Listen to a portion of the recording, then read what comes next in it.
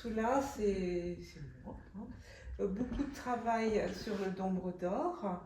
Hein, le nombre d'or, c'est un nombre qui calcule l'harmonie pour deux longueurs différentes, notamment utilisé dans l'architecture. Le nombre d'or a été beaucoup utilisé par Le Corbusier, en musique par Xenakis, si tu dois connaître, et en peinture par Dali. Et on dit que peut-être l'origine ce serait la pyramide de Khéops, ça daterait de 2200 avant Jésus-Christ. Je ne sais pas, j'ai pas de. Alors, par rapport à ce tableau, pour travailler le nombre d'or, là il fait 29,5. Alors je voulais trouver un bon équilibre pour mon rectangle du milieu. Donc j'ai pris 29,5 que j'ai divisé par le nombre d'or qui est 1,618 et je suis arrivée à 17,5 de mémoire. Voilà, 17,5 ici. Après, je voulais faire des barres de couleurs, donc j'ai cherché un peu une harmonie qui me plaisait aussi. Donc j'ai divisé ce 17,5, cet espace-ci, par 5 fois 1,618 et je suis arrivée à 1,5. Après, je voulais faire une barre d'une autre couleur et d'une autre taille. Donc j'ai redivisé 1,5 par 1,618 et je suis arrivée à 1 cm à peu près, j'arrondis. Donc voilà, celui-là, il est vraiment sur le nombre d'or. Après les autres aussi, bon, tout ça, mais c'est un peu plus, des fois un peu plus de calcul. Mais j'aime bien ces harmonies qui donnent un équilibre. Et j'aime beaucoup tout ce qui est architecture. Ma mère travaillait dans le bâtiment, elle m'a emmenée sur des immeubles, des bâtisses. On voyait beaucoup, puis on a pas mal bougé avec mes parents, surtout en France. Les châteaux, les choses comme ça. Et puis mon œil, je sais pas, c'est apprivoisé. Et puis peut-être mes origines flamandes qui aiment bien les choses bien, bien établies, bien. Et puis bon, j'ai connu un jour le nombre d'or et puis j'ai trouvé que c'était intéressant. Donc je l'ai utilisé et puis. Je ne suis pas mathématicienne, mais j'aime bien calculer. Mais des fois, quand on est un peu fatigué, des fois, c'est un petit peu. Mais j'aime bien, oui, j'arrive. J'aime bien ce qui est un peu compliqué. Donc, je fais mes calculs. Des fois, c'est pas. Des fois, il faut rediviser le nombre d'or par deux ou des choses comme ça pour avoir un équilibre visuel. Mais oui, j'aime bien calculer ça. C'est ça. Et puis. Au niveau des couleurs, alors j'ai fait une formation de décorateur il y a quelques années et j'ai toujours aimé les couleurs. Donc j'ai toujours cherché l'harmonie, j'ai toujours fait beaucoup de déco à la maison, j'ai toujours été dans des livres de déco. Puis j'ai eu la chance par mon métier de visiter de belles maisons, de rencontrer un décorateur un jour, plusieurs décorateurs. Et puis au fur et à mesure, j'ai appris. Et puis j'aime pas que les choses me choquent les yeux. J'ai ma roue des couleurs aussi. Donc j'essaie d'associer. Et puis avec Eric, on travaille tous les deux sur les couleurs depuis des années sur ces productions. J'essaie d'associer au mieux. Puis après, c'est un peu personnel. Je fais un petit peu ce qui me plaît, quoi. C'est des choses un peu plus pastel, des choses un peu plus vives. Un peu de choses qui ressemblent un peu au bord de mer. Hein, ça peut faire penser au transat. Ça, par exemple, je l'ai appelé transat. Celui-là, je crois que je l'ai appelé piano. Tu vois, il y a des couleurs, c'est bleu, blanc, rouge, mais c'est aussi un peu la mer. Ça aussi, ça pourrait être une toile de transat. Ça, c'est différent après. Cabine aussi. Cabine, oui. Je crois que j'en ai un qui s'appelle Cabine, mais je ne sais pas où il est. Et puis, des choses plus pastel et puis de la couleur. Parce qu'en plus, on est dans le nord de la France, donc il faut de la couleur. J'ai fait beaucoup de peinture quand j'étais adolescente et puis après, j'ai pas pu m'en occuper. Donc, j'ai repris il y a une dizaine d'années à peu près. D'abord par un tout petit cadre que j'ai offert à Eric, avec du bleu, des rouges. Puis après, depuis, moi, j'essaie de faire des compositions. Celles-ci, je les ai commencées il y a 2-3 ans à peu près. Surtout il y a 2-3 ans, et un petit peu il y a 10 ans. Mais bon, surtout il y a 3 ans. C'était...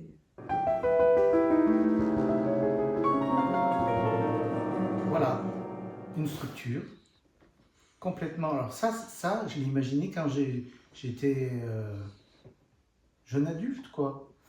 Hein, et je suis retombé sur des dessins que j'avais faits. J'ai dit, mais ça c'est génial, c'est tout à fait sculptable, parce que je voulais travailler le carton et en même temps la couleur. Et donc, et ben voilà. Et alors, on peut la tourner comme on veut. Elle est colorée partout. Partout. Elle a des couleurs. Voilà. Et ça, à la base, c'était un dessin d'enfance. Oui. Quel âge, de grosso modo? jeunesse. Bon, 16, 17 ans, comme ça. Mais à l'époque, voilà, c'était dans l'air du temps. Et moi, j'ai eu envie de le matérialiser, quoi. Par passer du dessin. Et d'ailleurs, sur l'affiche, j'ai mis le dessin parce que je ne l'avais pas réalisé, je ne pouvais pas le prendre en photo. Donc je l'ai pris en photo une fois que je l'avais fini, quoi. Je le visualisais comme ça. Et pour équilibrer, il y a une espèce d'équilibre des formes, des masses. Et il tient. Quand on le pose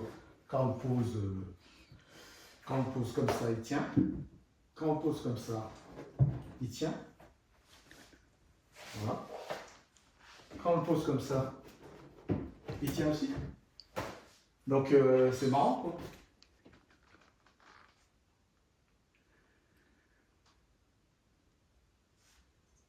Voilà, donc il y a une structure à l'intérieur de la sphère. Donc là, tu as une sphère, et dedans, tu as une structure qui est tournante, quoi. Voilà. Donc pareil. Et alors toujours c'est carré. Toujours c'est carré. Toujours le motif du damier. Et pourquoi? Je sais pas, aucune idée. Je déteste les échecs. Et les dames aussi. Donc. Et donc c'est du carton. C'est du carton. Sauf ça. Oui. Ça, c'est du métal. C'est des récupérations d'halogènes, des coupoles. Parce que c'est évident de fabriquer une coupole. Donc là, je suis parti sur des éléments existants. Et par contre, tout le reste, les plateaux, ça, c'est du carton. Et donc, je fabrique ma structure en carton. Pourquoi cet attachement justement à travailler avec le carton, les carrés, enfin, parce que là, il y a une continuité là. Ben parce que c'est magique. Tu accèdes à de la forme complexe très simplement. Imagine ça s'il fallait le faire en marbre ou en acier. Tu vois, l'énergie, la logistique qu'il faut mettre en œuvre pour le faire. Là, 3 bouts de carton, ciseaux, cutter, colle, peinture, et hop, voilà, tu as un objet en 3D et qui est quand même par rapport à... Moi, j'ai jamais fait dans du très grand. Hein.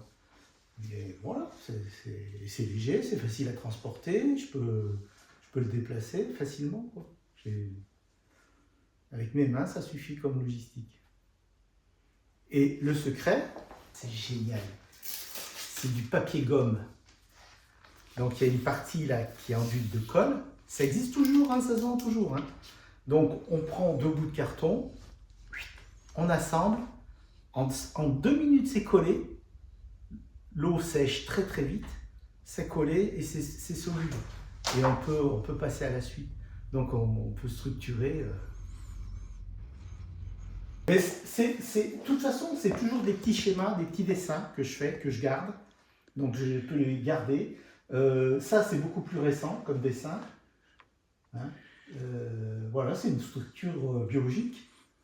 Hein, on pourrait imaginer une membrane cellulaire hein, avec des protéines aux extrémités et puis des lipides au milieu, quoi. Parce que c'est une perle de verre du musée de Guy et Marcia. C'est une perle que j'ai photographiée. Puis voilà. Donc c'est le poisson en l'honneur de ces deux-là qui nous inspirent. Et mon préféré, c'est celui-là. Pourquoi? Je sais pas. Je l'aime. Regarde comme il est beau. Il y a des couleurs.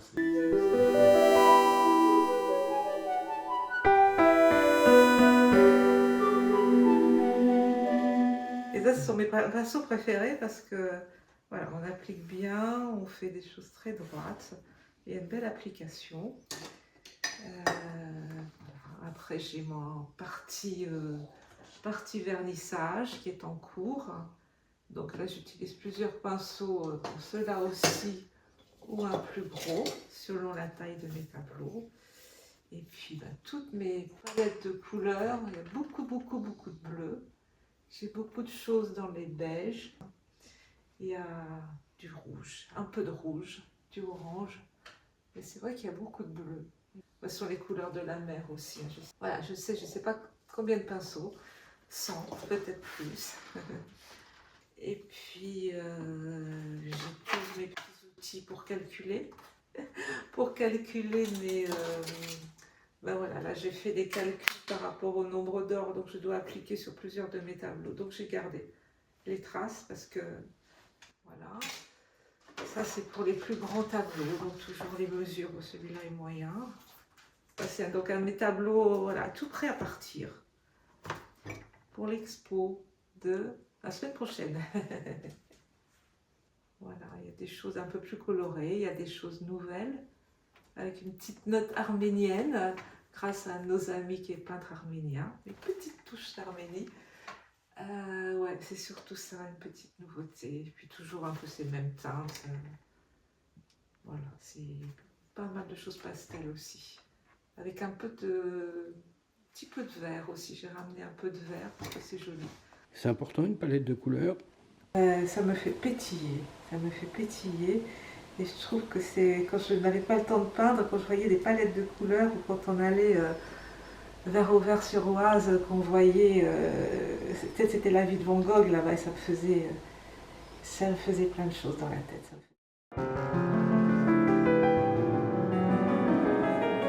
Donc la nouvelle production cette année, c'est des cerises en terre cuite. Parce que vu le succès de l'exposition l'an dernier, eh bien, voilà, je suis obligé de refaire des cerises.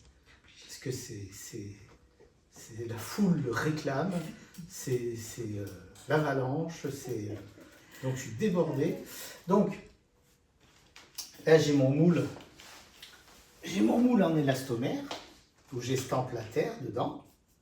Voilà, ça c'est le moule pour la petite cerise. Donc voilà la petite cerise avant cuisson. Ça c'est de la terre crue. Après, il y a cuisson. Et après, il y a mise en couleur.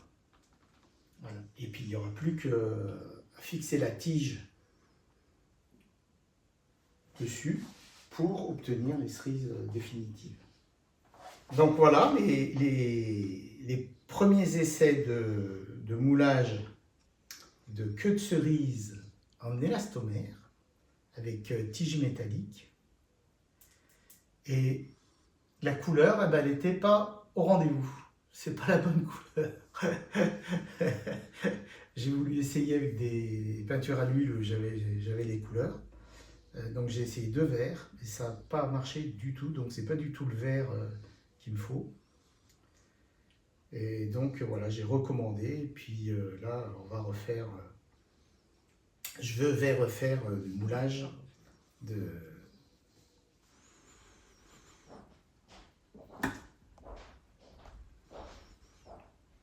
Donc voilà, ça c'est mon original qui a servi à faire ce moule. Sauf que au démoulage, je suis pas arrivé à démouler. Donc j'ai dû la casser. J'ai dû détruire mon original pour pouvoir le démouler. Mais bon, je suis arrivé quand même à faire le moule qui me permettra de faire les queues de cerise pour la grande cerise. Parce que j'avais plus de moule. Donc ça c'est du plâtre.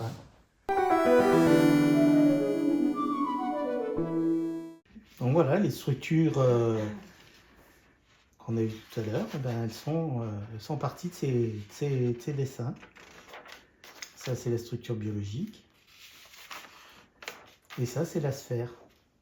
Voilà, tout petit dessin. Mais qui m'a suffisamment éloquent pour me donner envie de le réaliser en 3D. Ce petit dessin, il date de combien de... Ouf! Vieux. Oh oui, oh oui. Une 20aine d'années facile. Et je refouille comme ça régulièrement dans mes dessins et je retrouve des choses. Et ça, c'est mon carnet de travail. Donc je note tout. Je note tout. Je note les dimensions, je note les poids de plâtre, de résine, tout est noté. Comme ça, je peux réassurer une production derrière plus facilement. Pour faire le moulage des tiges en silicone, donc j'ai besoin d'une balance de précision pour peser le RTV, hein, le silicone, et puis peser son réactif. Voilà.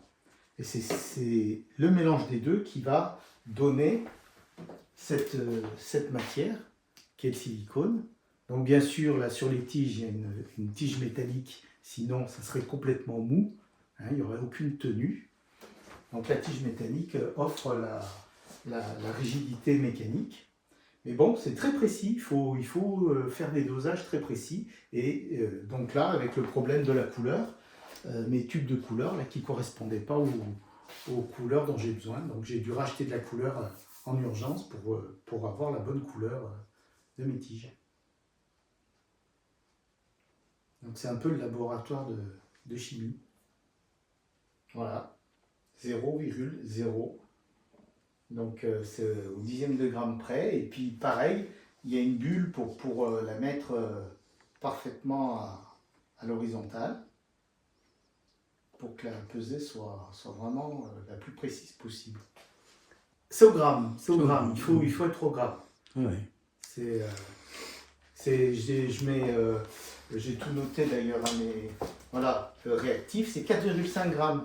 C'est pas plus, c'est pas moins. Pas plus, Si je mets plus, ça risque de figer avant que j'ai eu le temps de la couler dans le moule. Et là, pas drôle. On perd du produit, quoi, on gaspille du produit. Et ça, c'est pour maintenir les serre-joints. Voilà, les serre-joints pour serrer le moule. Hein.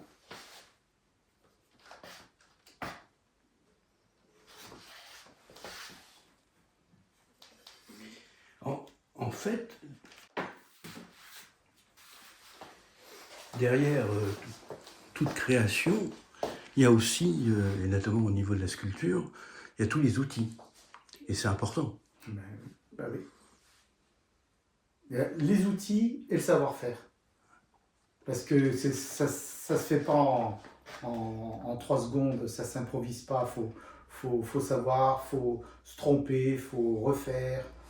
C'est avec l'expérience, on fait des moules de plus en plus précis, de mieux en mieux. C'est avec l'expérience.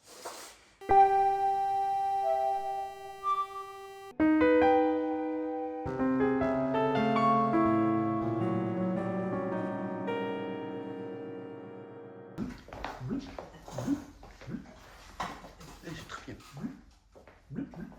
Bleu qui repasse.